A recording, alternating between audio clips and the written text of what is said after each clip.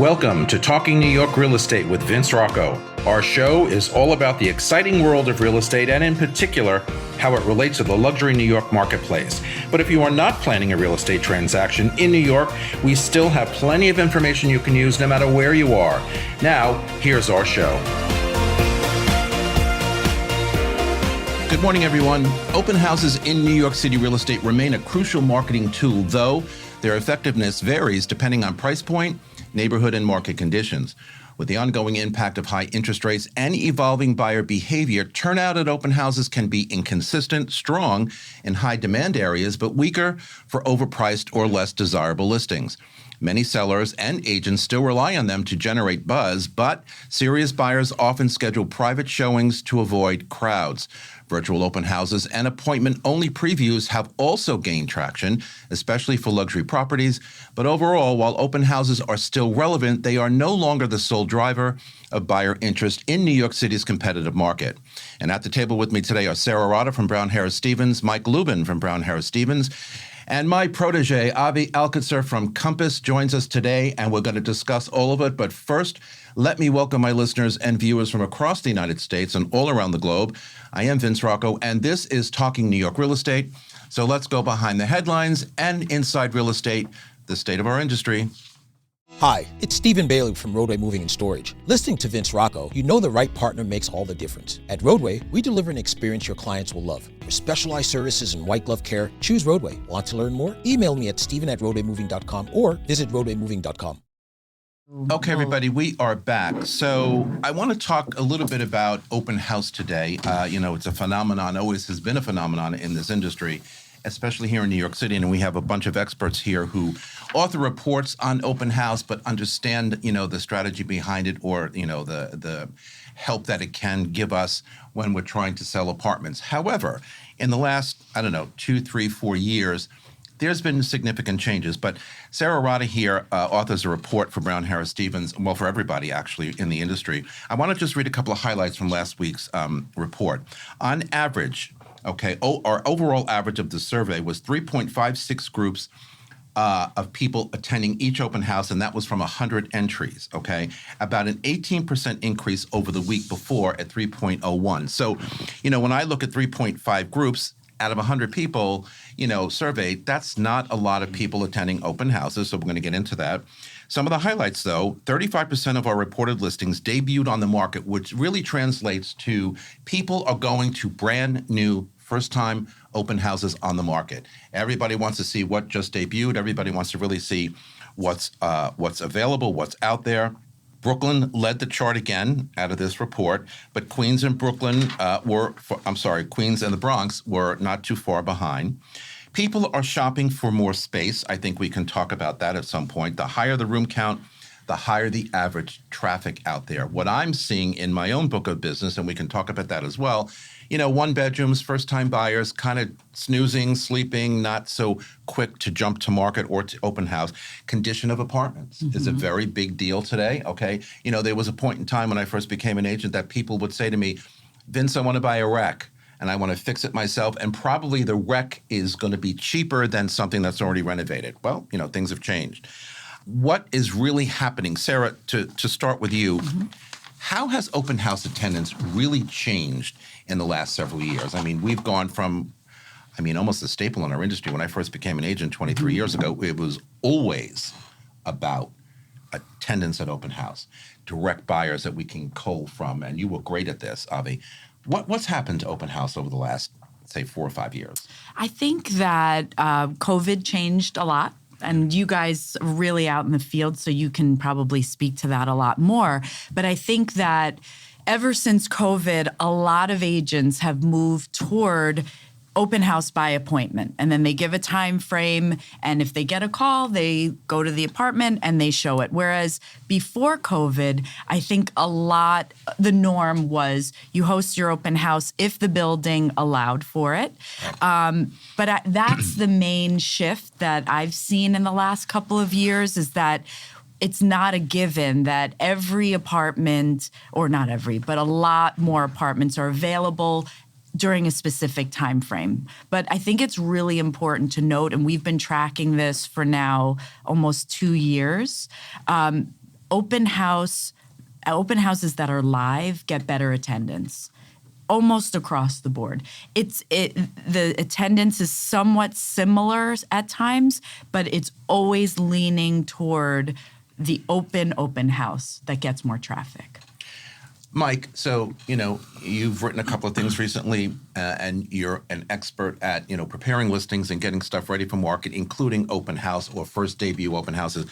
Talk a little bit about how effective this strategy of open house has been in selling properties. We already discussed it changed a bit, but is there still a strategy with why, we want to continue to pursue open house? And I'm a firm believer that we should continue to do that for a whole host of reasons. But give us a little bit of the strategy behind it all. So much has changed. Yeah. It's unbelievable. Clearly. Open houses were where we would meet potential buyers, where we'd meet neighbors. Yeah. Where agents. Love the neighbors, of course. Always important. They may want to combine. Yep. They may have someone for you. They will give you intel about the building. We don't meet the neighbors anymore. No. And we also used to see agents going to open houses, which is how we saw property. And it was nice because we'd be able to report to the seller. We had 5 buyers come by, 3 different brokers. So that population disappeared as well. One thing that I think is certainly still hurting us, and I agree with Sarah, it was, I think, COVID-based, is that so many buildings shut down all open houses. Then they return to appointment only. And, I think these boards are concerned if it becomes public, you're going to have 100 strangers show up. We should be so lucky if we get 5 strangers to show up. So lucky. And it's hard to get the buildings to allow the public open houses again, because they feel like it's, an invasion of privacy. Yeah. So we almost can't win because we want to be able to, attract as many people as possible, but they're so important. And it's also important for buyers to go out and see open houses before they're ready to purchase, because that's how they learn what they want, where they should be. That's how you learn the inventory. That's how you learn the neighborhood. And Absolutely. I've said that all the time. But talk a little bit about the difference between by appointment only and the direct or live open house scenario, because there really is a difference. I have found, because right after COVID, we can only do by appointment only, right? Yes. I have found that does not work. I have found that when you make it public, even though it's not going to be heavily attended, you still get people. Yes. Agreed. So give us the difference there. Why are people not wanting to make appointments on an open house Sunday, for example? Well, the quote unquote more serious buyers and brokers do, and when I have buyers going out, I'm making the appointments on Thursday or Friday. The truth is, if you're not quite sure or you're premature, I think you're nervous to go through the trouble of making an appointment. You don't want to get someone to show up. If you're not ready, I think people are. Is it Sunday and brunch becomes priority? And I don't know if I can get finished with brunch first before I go to an open house. I mean, open houses are you show up when you want to, Yes. right? You don't have to have an appointment, and you go to brunch. You don't go to brunch. You meet friends. Whatever you do, you go to open house. I think we have to encourage our sellers to speak to their boards and to the managing agents to get open houses, public open houses back on the map. Because it really, what they don't realize is, the person on the board, when they go to sell, they would much prefer a general public open house because there will be more activity. I think like anything else, you get people used to something, whatever that something is. And so for a bunch of years, you really didn't have a lot of open houses. 5 years ago, you had none. So people really don't like people running through the building unattended. So now some buildings you got to have a monitor in the lobby and taking people up and down the elevator. But Avi, you've got a pretty great size business. So, running across, price points. What properties, though, in your business tend to get more people at open house than not? Is it the larger apartments, as I said at the opening? Is it the smaller apartments? Or is it a combination of both? So I think it's not about the price point. I think we have pockets in the city where you get more traffic. For example, this last Sunday I ran 5 different open houses: Battery Park City, Tribeca, Hell's Kitchen, Upper West Side. I can tell you Battery Park City has 0 people. Public open house. Yeah. No by appointments. I don't support the by appointments. I just 2 hours. Right. Good for you. Have people come in, meet buyers, meet sellers, just be there. Tribeca had 6 people. So that's a pocket. Yeah. And then Hell's Kitchen 0 again. Priced well, listing showing. I know I have 3 properties in Hell's Kitchen. So Tell me about it. so I think it's not about the price point. It's about more where's the demand. the demand for neighborhoods. Okay, and so it's not really the size. That's not the whether- part, yeah. Okay. Sarah, in your opinion, I mean, you manage a lot of agents. I don't know how you do it, but you do it. It's fun. Always with a smile.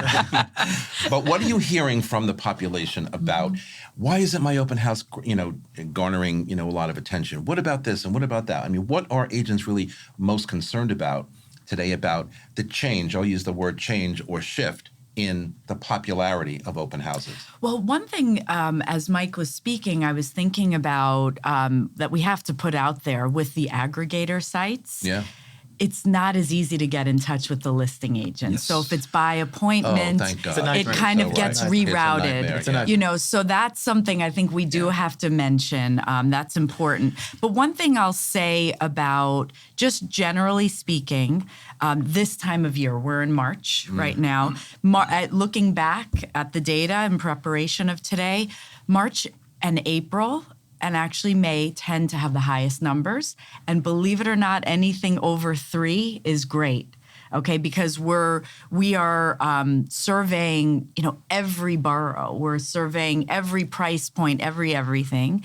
So anything under 2 is it's weaker. So 3 and up is great. So we're in the 3s right now. We were the same as last year. But what everyone is saying to me right now is the quality of people this year versus last year.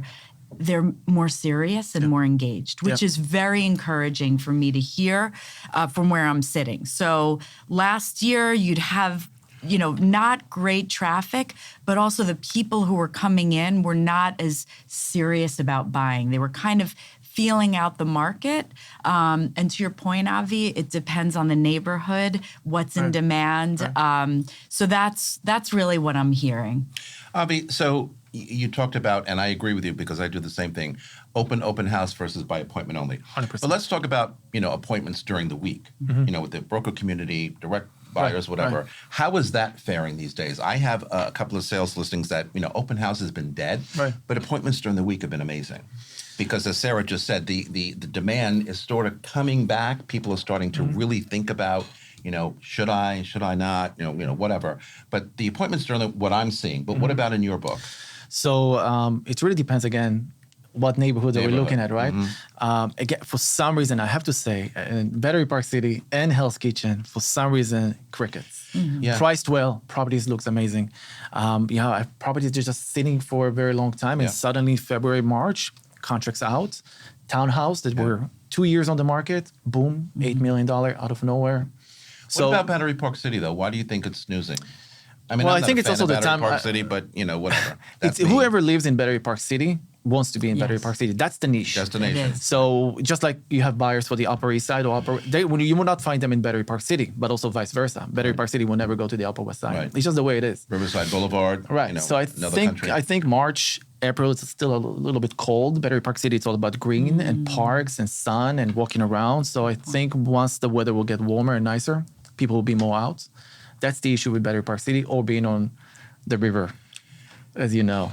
Not for me. I get blown out of my little sports car every time I used to drive to work. I'd be like, "Come on, I'm a big guy." Driving and every like time I open the Talking door, about bad hair day. push the door, That's the right bad there. hair days, Yeah, and that's, whatever.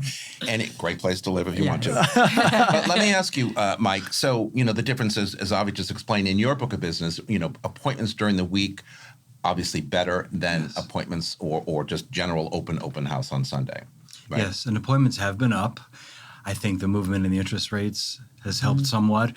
I also think because there is a relative sense of unease in the world with a lot going on, people appreciate the value of home and the comfort of home and the security and the sanctuary of home.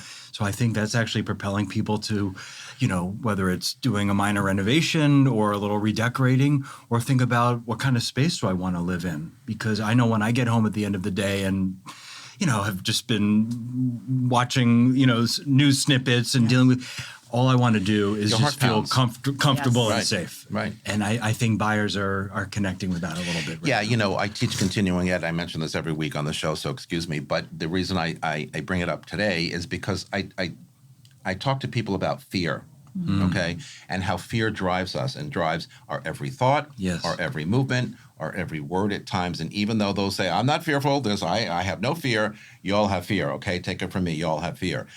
Bottom line is, you mentioned it a little while ago, uncertainty around the world, uncertainty in government, uncertainty in our country, whatever, wars, Stock market. the stock market this past week or two. How do we arrest that fear in people? Because you're right. People watch television in the morning. I've had the TV on this morning as I'm getting ready I turned it off. I'm like, I have to go to work. I have to have a smile on my face. I'm seeing people I love. I can't deal with this. Yeah. Okay. So how is fear really going to be handled in our industry when we all know people need to buy? People want to buy and people will buy, but they just got to get rid of all the noise and arrest that for themselves. And we're not therapists, I get that, but what do we need to do as agents to talk to our clients about calm down, pay attention to what is first and foremost in your world, in your life, locally, and move on? I have an opinion about it, Please share it. What I think sometimes we forget we're in the service industry and we're in a hospitality industry. Yes. We need to make people feel welcome. We need to be nice. We need to be kind, and that means the brokers, the buyers, the clients, the appraisers. Yeah. And I find that tense tone, which is more and more evident, permeates everything. And it impacts the transaction. It impacts the showing.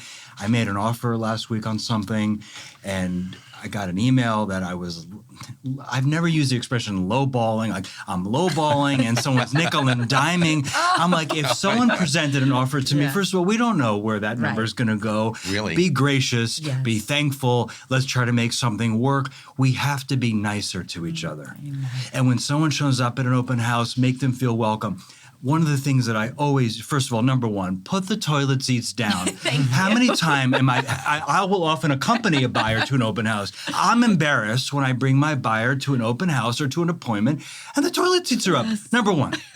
Number two, we used to have fresh flowers. I always bring fresh flowers to my open houses. Even if it just makes me feel better, I promise you, when the sellers come home, they will notice it and they'll appreciate it, especially if you've thrown away the old ones, and don't leave the trash behind in the house. I take the trash with me because I once was yelled at by a seller. Listen to him, okay?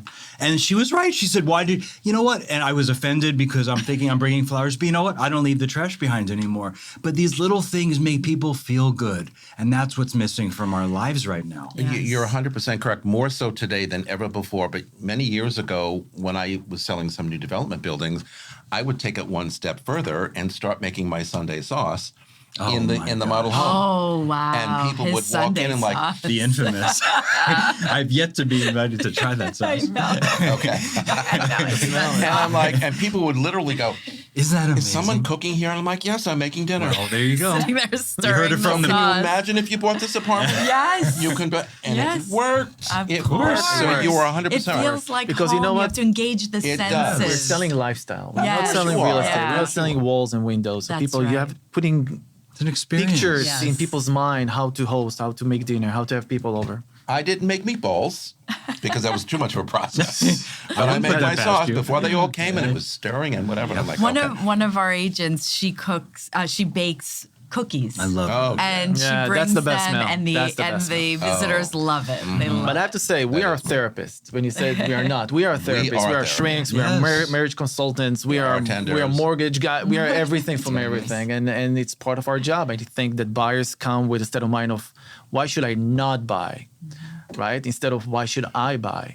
So you have to put that 10% and make them feel comfortable with everything that goes on. In the end of the day, people do need a home, and rental prices are going up.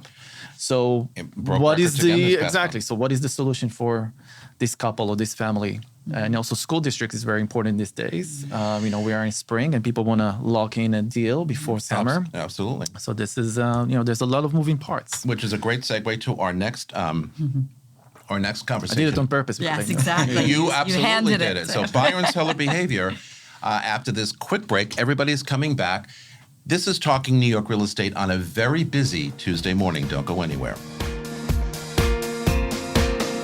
The Everset provides full-service staging and furniture rental solutions in the New York area. For more information, please visit us at staging.theeverset.com or email us at staging@theeverset.com to request a free proposal. Okay, everybody, we are back. So I want to dedicate this segment to buyer and seller behavior. Okay. Now, typically buyers act one way, sellers act another way, understandably so. But sometimes in weird markets or, what I like to call broker market, and I learned that from Sarah's meeting the other day, we're really in a broker's market. We're not in a seller's market. We're not in a buyer's market. We're kind of somewhere in between, whatever. Smart. So we all know that buyers are still out there. We do know that they, the serious ones are attending open houses or private private showings during the week. But what is it that they're actually looking for? And what do you think it's going to take for a buyer, not a seller yet, a buyer to actually pull the trigger? I have had so many buyers come through my 2 listings recently, and I just keep thinking, okay, somebody going to pull the trigger? And when? What can I do to make you want to do that? So what is that? Because I believe a lot of them are serious. What are they looking for? What are they wanting before they can actually pull that trigger? I think they're all afraid of doing work right now. So anything we can do as brokers to prepare the apartment. I rarely list a home that I have not hired someone to touch up, floor refinish, paint, fix condensation and window panes. A buyer could think something is 99% perfect, see one scratch on a wall, and say it needs a gut renovation. Yeah. So somehow we have to preemptively make them comfortable with condition. Talk a little bit about the setup of, let's hold that until we talk about sellers, but you're absolutely correct. You want to show the buyer that minimal amount of work needs to be done before they move in, because they are concerned. Yes. And in this world today, with the higher monthlies, including interest rates, and the common charges and maintenance that keeps going up, they don't want to renovate. They can't afford to renovate. Right. So it's a matter of, I like it, I'm going to pull the trigger, but yet I have a penthouse that's magnificent looking. Okay, it's a 1-bedroom with an enormous private roof. It's gorgeous. Sell it, please. But it's like there's not a thing to do. There's not even a little scratch on the wall, nothing. And yet a buyer still says, I thought I had a buyer last week, but we want to see a few more things. That's what I was going to say. I think they want to see everything that's out there. 100%. I think they're searching, whether it's conscious or not, as value. I totally agree with that, because I said, okay, you know where to get me. You have any questions, just let me know. And as a father buying for the daughter flipped out over it, loved everything about it, and he did too. I hope they'll be back, but what gives? Well, they're looking for value more than anything else. Okay. How do we achieve that for our listeners? Well, here's the thing. Here's the issue that we have right now with buyers. They're knowing that more inventory will come up because this is the season. So if you're not 150% sure that this is your next home for the next 5-7 years, then guess what? Let's wait another weekend, 2 weekends, and guess what? Now they're expanding their search to perhaps different neighborhoods, and that's it. It's a limbo from there. And actually, a data point from our survey is that first open houses versus everybody else are at least 4 times more visited than the regular. And that proves it's the point. often 6 and 7 times, but it's at minimum usually 4 times more because everyone wants to see the new. Right. What's out there. Right. So the first 2 weeks. But does that help them make their decision, or does that just confuse them a little more? Because as I say to buyers, and I'm sure we've all said this through the years, the apartments are all the same. They're in different buildings, they're in different streets, in different neighborhoods. They're all the same. You're looking at a 1-bedroom, you're looking at a 2-bedroom, you're looking at a 3. They're all the same. So the question is, what is it you're looking for? The question is how long the buyer's been searching. So I can give you an example. I work with buyers that came to an open house, directs, managed to convert them, and search for good 5 months. Not much of inventory out there, but as soon as a 3-bedroom came to the market on 92nd Street from Brown Harris Stevens, bidding war, and we managed to win it because they were ready. They were on the looking, searching, find the value. Lisa Liebman is the listing agent. Or Lisa. There we go. So she came in a great price point of $2 million for 3-bedroom. That's a sweet spot. And because my buyers were so ready, they knew that the value is actually much higher. So they were really. So the answer to that is depends how long the buyer's been on the market. That's true. And you also mentioned before value, which is something that everybody looks at or used to look at. So when they find in their mind, so even if there's a bidding war, but if they find that they can get it for the right price, the value in their mind is there. I find that they're really paying attention to monthlies now. Yes. Even with the wealthier clientele and the more expensive apartments, people are monthly oriented. So if a home, if it could be really well priced and, as you're saying, in perfect condition, if those monthlies are 20% higher than one might expect, that could be the kiss of death. You know what's You have to interesting? adjust the purchase price to compensate for the higher What's monthlies. interesting to me, and we see it across the board, but I'm a building specialist in a building in Hell's Kitchen that's kind of sleeping at the moment. But what's interesting to me, sadly, is that the common charges, it's a condo, common charges are now increasing every year by double digit. Yes. You know, gone are the days of 4%, 5%, 3% in some know. cases. Yes. And I look at this, and I have a good relationship with the managing agent, and I, spoke to the property manager and said, "What are you people thinking about? Why?" Yeah. And you get the same excuse. Well, the cost of electricity and the this and the that. Insurance It's is insurance big. premiums are Yeah. high, and building staff wants more money. Well, yeah, and they always have.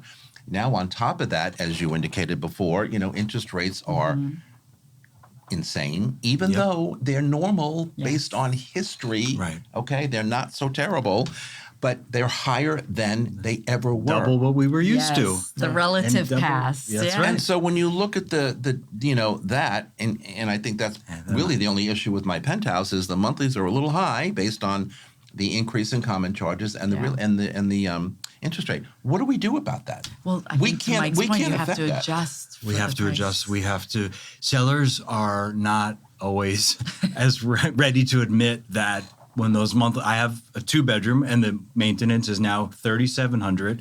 It was $2,800 when they purchased it 5 years ago. Beautiful Carnegie Hill, Wow. renovated.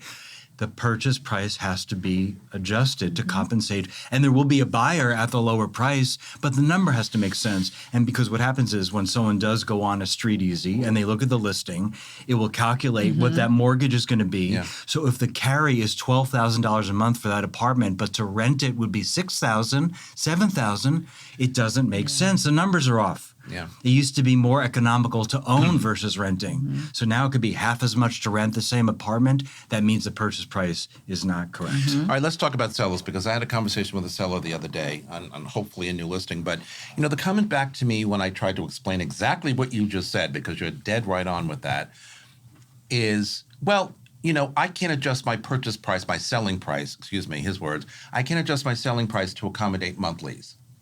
Well, the answer is yes, you absolutely You have have to. to. It's so And hard. I just kind of looked at him, after I feel bad for them. It's not their Yeah, fault. It's a hard It's conversation. It's not their fault. It's Yeah. a hard It's a hard conversation. And Yeah. sellers don't want to lose money. That's You the have to issue. show them the purchase cost analysis That's right. and go Correct. show them what it's like being in the eyes of their buyer Absolutely. and what they're seeing and comparing it to other buildings. I went there with what he paid for the apartment Mm. and what he was wanted to ask for the apartment. What I thought he should ask, there was a huge profit. Oh, profit. All right. Oh, That's good. That's for rare. them. That's rare. Not as That's rare common these days. these he days. bought the apartment 16 years ago. So Oh, there you go. But the bottom line is, I think sellers, get steeped in history. And well, my neighbor 5 years ago sold for X amount of dollars. And Vince, because you're always in this building. And I'm like, yeah, and I was the one who sold it. You're absolutely correct. Yeah. Ain't going to happen today. That's Yeah. right. So how do you want to fix that? So I think it depends when the seller bought the apartment, right? So if they Yes. bought it in the peak of the market of 2014, 15, 16, obviously they're going to lose money these days. But if they bought it, Way before that. so then there's a conversation to talk about and maybe just, Oh, I'm not going to lose Manage this. have it. less, I'm not gonna less lose this profit, one, but trust me. it's, I'm it not really gonna depends lose on the this seller's one. state of mind, yeah. It's a seller state of mind, and I get that. In all of the the time frames or different markets that I've been in the 23 years I'm in this business, I've seen it, both sides. But it's kind of like you're digging in, and you have that conversation with, okay, Mr. Seller, so we'll go on the market and we'll get no visitation and we'll get no interest and we'll get none of this, and they're like, okay, so we'll wait and see. That's right. I'm in no rush. I'm in no rush. Yeah. Right. I'm in no rush. So if, You never want to hear that. I'm in no rush. that's the- I get my price. I get my price. Mm-hmm. I think it boils down in general, like whether on the buyer side or the seller side, is the motivation of the motivation, client. 100%. So if a seller needs to sell, if a buyer needs to buy, they're going to transact. But if it's I would like to, it would be great to, a hope, then you have to, as an agent, I think you have to manage your own expectations about, how that's going to work with that client. I think the solution, and I think the solution You're for the absolutely seller is to tell him, you know what?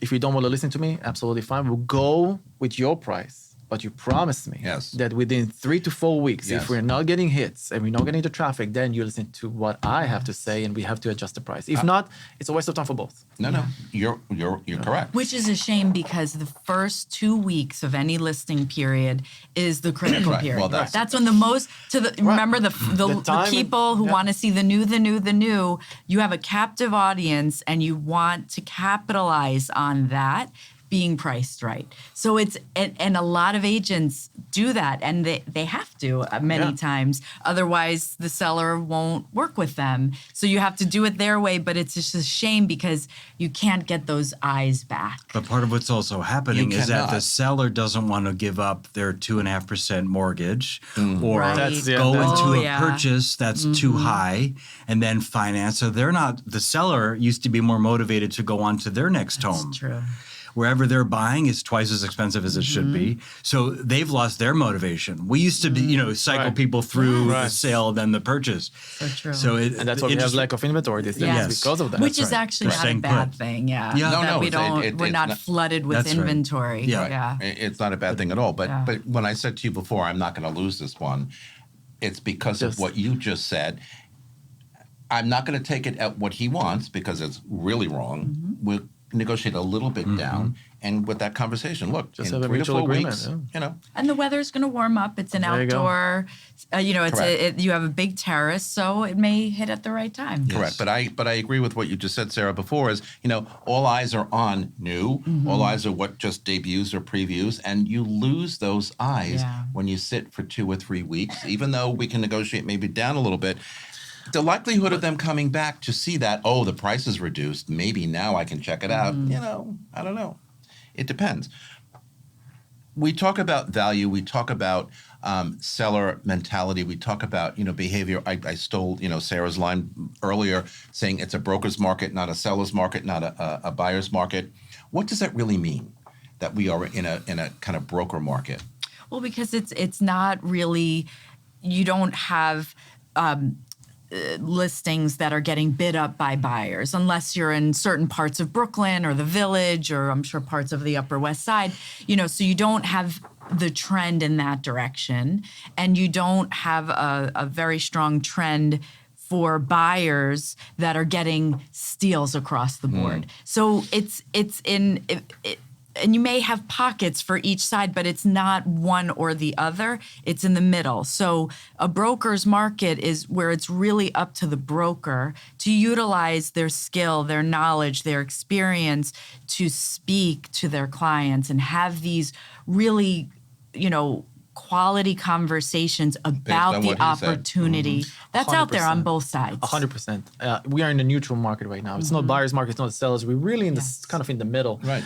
And you're absolutely right. The deals that I'm experiencing right now is if you have a good agent on the other side, such heaven experience, Yes.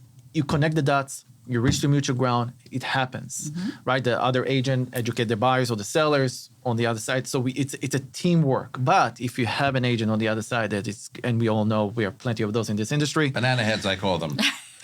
it's just impossible. I'm going to Impossible. take it a step further, which is I think as brokers, we have to be more direct with our clients and say, 100%. this is why this apartment is right for you. Our clients are confused. They're lost in Instagram. They're lost in aspirational living. We have to be able to say, you Instagram, can't afford what you want, or the quality of the renovation that you're going to expect is going to be another $2 or $3 million. Here's why this works. We used to be more directive about strategy, and I feel like we have kind of become more passive, and we're letting the clients come up with the narrative.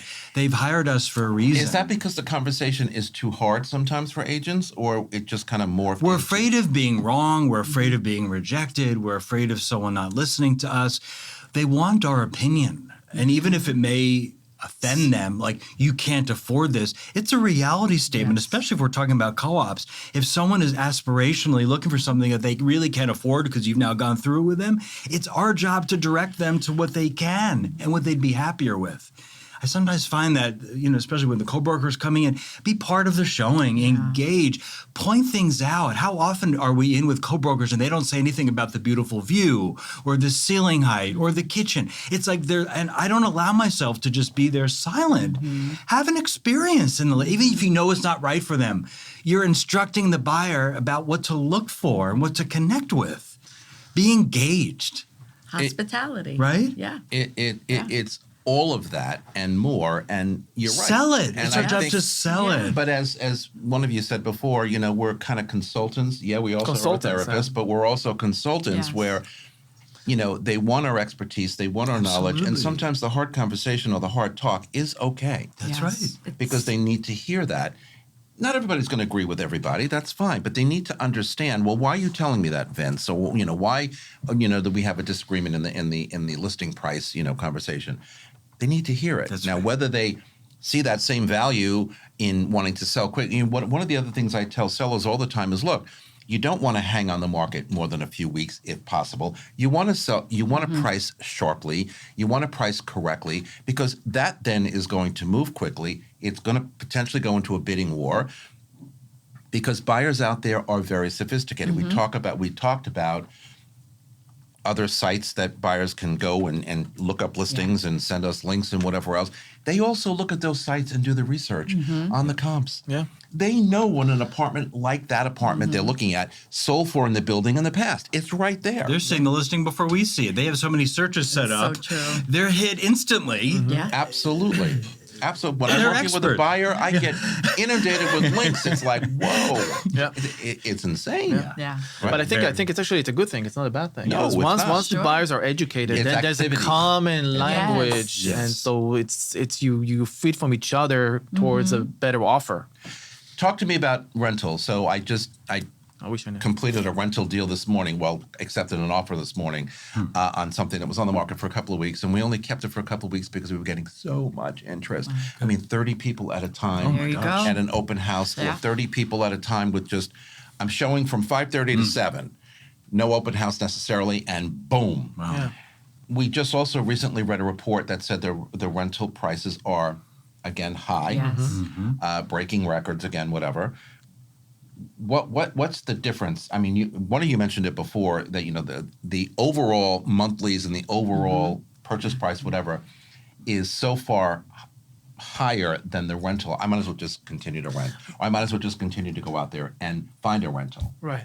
I don't know if you're doing rentals these days. I don't do but much rental, but I what's can happening? tell you that actually because the rental prices are high, that's actually pushing Yes. renters towards the buying market. So that's Is actually that really helping happening? us. Yeah, Yeah, happening? 100%. Well, I think it's both. I think last year, because rates were so high, people were saying, I'm just going to continue renting. I'm going to rent instead. But I agree with you. I think the would-be now buyers are back in the game because they're seeing how high and competitive and we it are is heading to into rent. summer, which is obviously, Exactly. so it's We going to had- get even worse. Tis We the season. just did right before this. We just did a session with Dylan Pachulik, who manages. Love Dylan. He's great. He manages individual condo and co-op owner units, so he sees everything from his client's perspective. And he was giving us metrics on bidding wars on rentals that were unbelievable. Right. I didn't think it could go higher. Right. He's also having tenants agree to renew their leases at much higher rates, like over 10% increases, just because they don't want to compete with the rental market that's out there. It's not worth it for them. Move out, Exactly. move in, Yes. fees, It's not the new worth it. rent. Stress, Right. anxiety, yeah. Dylan Pachulik, his show is called, his podcast is called Managing Manhattan, right here on the More Network. Yeah. So be sure to tune into that. And we have to take another break. We will come right back after these messages. Talking New York Real Estate is just getting underway on this Tuesday morning. Don't go anywhere. This podcast is supported by the More Network, powered by Brown Harris Stevens. Real estate touches every aspect of our lives, from design and architecture to investing and the economy. Now there's a way to get all your real estate information in one place. The More Network. With more than 20 podcast and webcast series, the Mastery of Real Estate Network is powered by Brown Harris Stevens, one of the country's most distinguished brokerages. Discover advice from notable entrepreneurs, compelling topics, and access to top global real estate experts. Subscribe to their YouTube and Apple podcast channels by visiting getmorenetwork.com. Okay, everybody, we are back. So, continuing our conversation about open houses, the good, the bad, and the ugly, the market in general, I want to ask these guys, the recent Norris settlement affected everything that we do, buyer-agent agreements. Buyers out there really don't necessarily understand what it all means. Avi, in your business, has it affected you or your buyers or your sellers or anyone, or is it just kind of commonplace? No. It's just it's another conversation that you need to have and explain. Yeah, I find it's been really nothing. It's the new law. It's the new norm. Right. It's just explaining the sellers and you explaining the buyers, and that's it. It's super simple. What about Unless you, you Mike? make it complicated. That's the difference. Well, and we all know that the banana make everything That's the definition. complicated. That's for sure. What The about only you? change will be for appointment requests, asking for clarification of who's paying the fee and what the amount is. And I haven't yet personally seen this, but I think it can and will have the effect of scaring buyers away from committing to working with an agent. So they're going to miss the person who could be their advocate and be their guide and be their consultant, because they feel that it's a fee that may not really be So worth it's a its challenge money. for sure It's gonna for be- now. But I yes. think Now. if you take 6 months down the I road, agree. we will not even have this conversation because everybody would. Well, I would agree with you, just- but I also think that right now, up to this point, a lot of buyers out there haven't really paid attention to any of that. So That's right. once it really becomes the norm, Yes. okay, Right. then we may have that tough conversation with, hey, it's worth working with a buyer and with the agent, and here's all the reasons why, whatever. Our regions have been doing this since August, right? So we only implemented this in January. And so we speak to the regions all the time. How's it going in the Hamptons, Florida? Business as usual. Right. To your point, Right. It's just getting over the hump. And my mentor always says about this: it's not as much about commissions as it is about conversations. We have to be better about having conversations about the process with our buyers so that they understand the value and what it's all about. Because at the end of the day, not much has changed. Sellers are still offering buyer broker compensation. You absolutely I agree. Go Sorry. ahead. No. So I think it's just educating the buyers or the Yes. sellers the value of having us, where people did not appreciate us in the beginning. So now you have to dive in and why we're worth that and why you should pay also the buyer's agent, because if not, you're shooting yourself in the foot. But most of the time, they don't even need to pay the buyer's agent. Most the of the time they sellers are don't, paying right. it. Yeah, that's what I'm saying. No, 95% talking to of the time. seller. Yeah. Oh, yes. Yeah, talking to the Sorry, seller, sorry. yeah. Okay. No, got my it. listings, Yes, my seller's absolutely. agreeing to pay the 5% or the 6%. Because it's still, whatever. I'm Makes getting those sense. questions, Yeah. recently since the Yes. Norris settlement. How much we offer the buyers, if at all? I'm like, and then you just need to dive in and explain Yes. why you should pay the buyer's agent. I agree with all of you. And again, my students, when I'm teaching, I tell them all the time, we as agents, right, the good ones, we have to learn how to better communicate. Yes. We have to learn how to better negotiate. And we have to learn to be, as Mike said before, more patient and more kind and more caring and show that seller, here is the benefit of what we bring to the table. Here are the advantages. Because, a lot of people in New York, everybody's always so busy. And I always say, busy doing what? Busy doing what? being We're all busy. busy. So what? Pay attention, right? Pay attention. Quick question on luxury properties. So we all know that recently, when things were kind of not doing so well, that high-end, that luxury market was screaming and booming. And whether it was an open house or whether it was a direct, appointment, why? Value. Prices Value. went down, But but people also say to me, how can negotiation. people in New York City afford these prices? And I'm like, because we're New York It's New York City. City. Bitcoin, stock market. Well, there you go. Last year. But it's it also was- all cash. And A it's lot of all all cash. cash. But imagine Exactly. negotiating for $29 million to $20 million. That's Right. a big That's a big That's negotiation. important, That's a and big that's draw, something that I right? want to bring up because we see these crazy numbers, and Olshan does an incredible job 36 with that contracts report. last week. Yeah. Yes, but I always go into the history, and when you look at the history of Absolutely. that property, okay, it came on 4 or 5 years ago, and it's selling for 25 to 50% below the original ask, Right. Yep. and that is almost a rule, not an exception. Yep.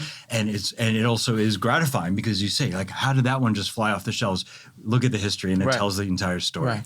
But this week, what didn't Donna say that there was 36 contracts? 36 Yes, contracts last week. Over $4 million. I mean, yeah. that's pretty significant. You said Yeah. people say, well, 36 is not a lot of, but yeah, it a lot. is. Oh my Over gosh, $4 million. it's a lot. It's a lot of. It's a Oh, lot of yeah. Absolutely. So, Yeah. That's also open house traffic. The higher the price point, the more we're getting. in well, I'm traffic. going to ask you to talk a little bit about your report Oh, and how people out didn't there. I already talk about that? No. How people out there can subscribe. Oh, Agents out there can thank you. subscribe Yes. to Sarah's report because it really gives you a good history of the week before and what we need to look for. Yeah, incredible. it's a good indicator of what's happening right now because sold properties that's old news. That was 3 months ago. In contract is more immediate, but the survey, I think, of where the traffic is, where the demand is almost immediate. So it's open house index at bhsusa.com. I'll give you the link so it can be in the description. So if you subscribe, you'll get the report, but we also ask that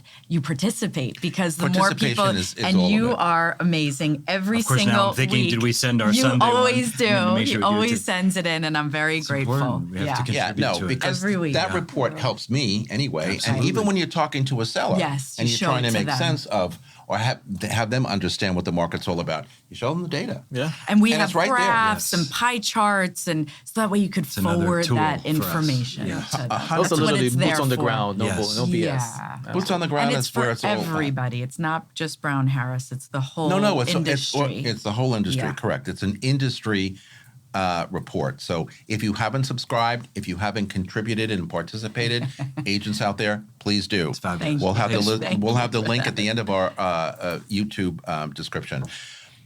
Let's talk a little bit at the last few minutes that we have here about online marketing, online open house, announcements, social media, which I like to kind of bring up every so often on the show because one of you said before, everything is social media. And guess what? It is. It is. And whether you're looking at TikTok for listings or Instagram for listings or Facebook for listings, people are going to social media for open house information, for real estate information. The gentleman I asked you to speak to last week is right. a He's king amazing. on social media, and his business is beyond unbelievable. What about social media in real estate is so addictive? It's a great marketing tool, and as I say, again, what I'm teaching, it's free. Take advantage of it. Use it. Use your brand. We're in a visual business. We're in a business that even if it is a studio facing a brick wall, there is something photogenic, telegenic about it. And if we can capture a mood or capture an image, it helps us to sell what we're working with. We have to find the angle that is going to translate in a photo. And I think that's one of the wonderful things about using social media is that it enables us to be creative. And I think many people who are drawn to real estate have a creative background or interested in the arts or go to the theater or whatever it is. Let it be fun versus intimidating. Have fun with it. And I think we can You really do that very well. Thank with you. Your social media. Yeah, he does. But you Very sometimes artistic. feel that we're overwhelmed with the amount of postings on social media from so many agents who participate. I mean, look, we're all on it. I get it. Yeah. But if you're going to participate in social media, my feeling is just do it right. Yeah, be compelling in some way. There's some videos there that it's they're embarrassing. painful. Well, when they're like this, Yeah. and you can't. Or you just get very- your head yeah. falls Either off do when it you try right to or, look at or it. don't do it. Yeah, Exactly. absolutely. I agree. Right, but do you see a benefit or value to it? No, agree I'm the with wrong. you. I'm the wrong person to talk about social media. Tried it multiple times, except from some likes and some. Well, here's an example. I'm going to be listing an apartment at 257 Central Park West, the Orwell House on 86th Street, and I was there yesterday getting ready for the shoot tomorrow, and I posted an image on Instagram with the address and the square footage, and I said contact me. Or if I had 3 people reach out, go. and they're going to see it before it's listed. Now, those people wouldn't have known. How else would they have known? I wasn't going to call them. Right. So there is value if it's a coming soon, because I know that if I'm looking at agents who I'm following and they're talking about something that's not yet on the market, that will get my attention. So that is a tool of social media. No, it does. And when Because it's not online. They wouldn't find it online. No. And when I see things like coming soon, Yes. it's like, okay, I know it's going to be listed out there eventually, but again, if it's a friend that you're following on social media, you might say, hey, what is this about? Yes. I might have somebody Yeah. in mind for that, right? I kind of go back and forth with the social media stuff. I either do a lot of real estate, I don't do a lot of real estate, or the show, of course, takes a lot of my social media bandwidth. But if you do it right, That's if you're it. It consistent, can be- if you're really it's a good compelling, tool. correct. The thing is, could our be an clients excellent want to tool. know we're doing something. Yes. Well, the clients love Because it. regardless of their age, Yeah. they're involved in social media. It used to be, it was only the 20-year-olds or the 30-year-olds.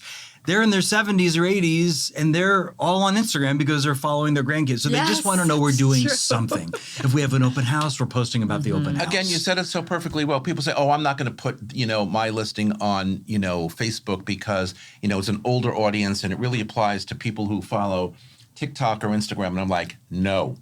Grandparents, That's you just right. said It's it, really are true. looking to buy for their children or their grandchildren. We see that all the time. Or TikTok, they're too young, but maybe somebody will buy for them, right? You don't know. Absolutely. You have to just cast the widest net. I You do. think You it's have to be not on every platform that's it. or none of them. But I think it's as long as you're doing everything, and social media is one avenue, but you have to explore all the avenues. It's not the end all be all. Right. But it is a part of the business. Mm-hmm. And if you do it well and you love it especially and you're good at it, you'll get good engagement. But if it's something where you have to hire an outside company and they're doing it for you, or you're just kind of like doing it in a way that's once in a not while, well yeah, no, you have produced to be and not consistent. No, yeah. I call that one-hit wonder. You can't be a one-hit wonder. That does not work. That worked in the 60s and 70s for music. It doesn't work anymore. Okay? Not going to work. Open house announcements, though, on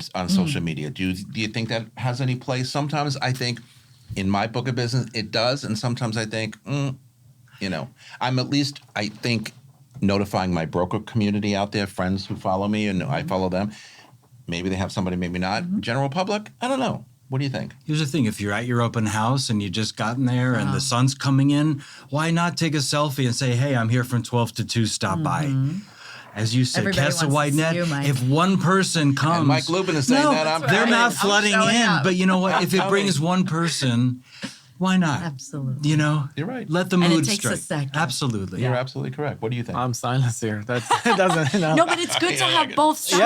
Yeah, no, no, that doesn't- never worked for me. But that's Bobby it. You have to sells do on what his works charm. for you. No, That's you know, it. I Everyone's different. Yeah, so for me, open houses, I'm announcing my open houses on Wednesdays or Tuesdays. Give enough time for brokers to set up. It's always public, no by appointments only, so people can work on their schedule.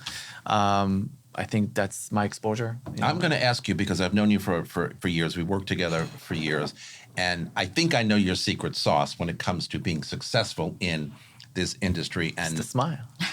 well, that too. But what do you do? How do you approach your everyday? Because in this business, we can be torpedoed every day. We can be lifted up to the stars every day. We can be in between every day. You always seem to, from what I remember, just kind of cruise through it all and just say, whatever, move on, keep going. What's the secret sauce that gets you up every day and gets you out the door to do best? Well, thank you. Your Thank you. Very generous of you. Thank you. No, I call a spade a spade. I think it's. He's the same way, by the way. No, again, I think it's mentality, right? It's first of all getting up early in the morning, and everybody's saying it. Every podcast, I'm hearing that getting up in the morning. Is it really? Is it? There's a target in the end of the day. Correct. What you accomplished? How many people did you reach out? How Well, you I wanna better be service? memorable today, Right, is and what I say how to many myself people you every day. service? I'm looking to service people and give them an experience. I'm not looking to sell. But you are anything to also nobody. one of the more. I Just used to hardworking, watch him, that's it. and my office used to look right out onto the floor, and I used to watch him. He's a he's like focused. He's a go-getter. He has no time for nonsense. Not that he's not nice to people because he is, but no time for any. But to it's be like honest with go-getter. you, to be honest with you, And he coming was to always the asking me, what about this and what about that? right, but and coming to the boom. office and mingling and talking, it's Not not what we're my there it's to not do. my thing. No. You're there to work. I'm just there for work. Yeah. And you come and you have to be on top of your game and you're top of your toes because a lot of good agents out there. So why this buyer should work with you, why this seller should work with you, you have to bring the added value. You used to come into my office and he always had something, but it was always boom, boom, boom, work, and I'd be like, And move on to the you next go one. get it, guy. Go get it. And he did. I mean, but in this business, you have to be, I think, focused, in a very positive way because, again, this can knock you down. You have to lose the Yes. ego. Yeah. Unfortunately, in this industry, there's a lot of agents with ego. No, and it drives me ego does not insane. work. You No, no. cannot work with them on the other side. They always come to you. This just lose all this ego Yeah. and just If talk. it's not a Let's team, it talk. almost can't happen. Yeah. But What is your give- secret sauce? Because you are also enormously successful. I know what you're going to say. What? One thing. Tell me, please. gratitude. Yes. That's- Well, absolutely. Okay. I know that's one of your. Absolutely. Saging. And staying positive. As you just said, we get knocked down. Yeah. Right before I came in, I have a townhouse I'm selling on 12th Street. Evidently, someone tore through the garbage in front of the building Yeah, last of night. course, of course. Someone who lives on that block just called me screaming, hung up on me screaming. And I was trying to say, if I had known about this, of course, I would have taken care of it right away. Right. Meanwhile, I called the caretaker. It's being handled. It completely threw me off. It was as I was walking in here. Yeah. And if that kind of thing could ruin. Yes. And it's just like catching your breath.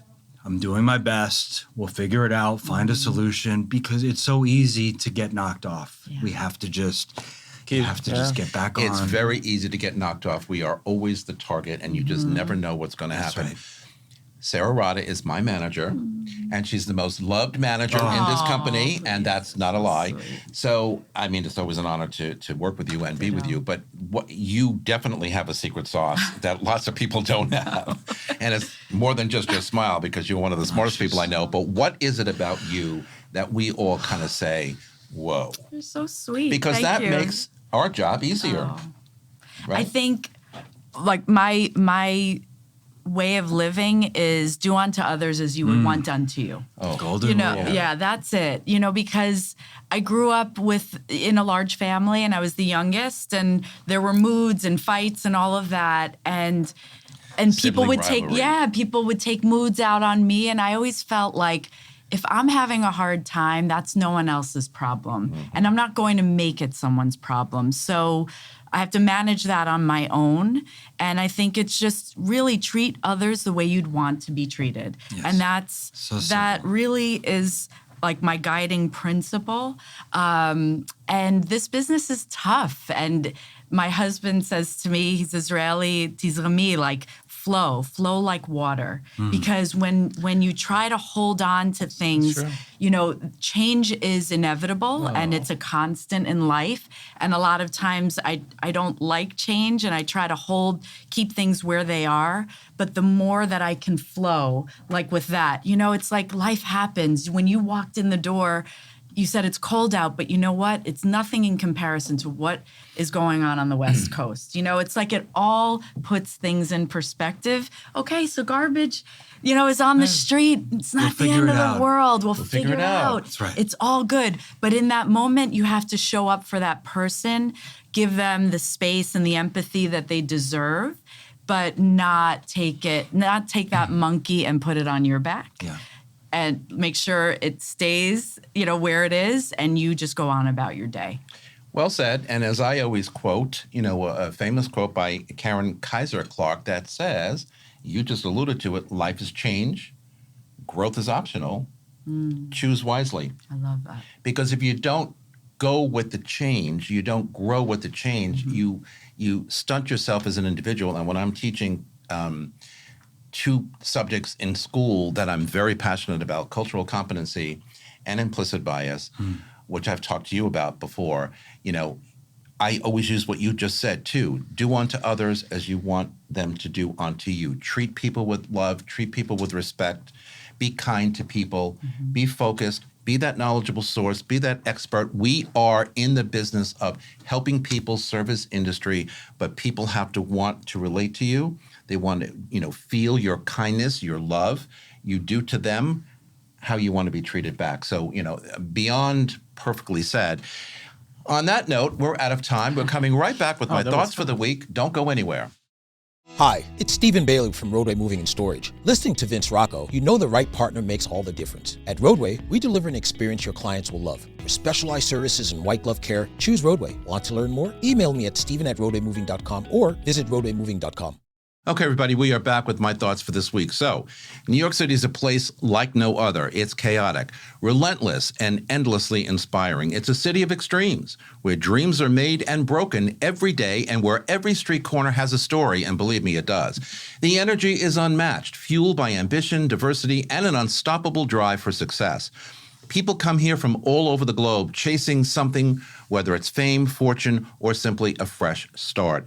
And the only city, and rather the city welcomes them all. But not without a test. It's expensive, competitive, and at times brutally unforgiving. The hustle never stops, and neither does the pressure to keep up. But for those who can handle the pace, New York rewards them with a life that is so vibrant and full of opportunity and always evolving. One minute you could be lost in the anonymity of the crowd, and the next you might be finding yourself in a conversation with someone who changes your life. The culture, the food, the history, the architecture, it's a sensory overload that keeps people hooked. It's not an easy place to live, but for many, it's the only place that truly feels alive.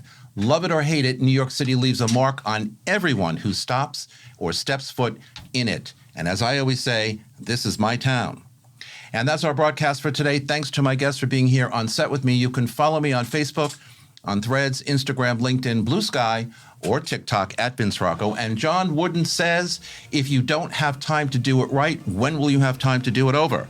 And from all of us here at Talking New York Real Estate and the More Network, to all of you all around the world, thanks for spending a part of your day with us.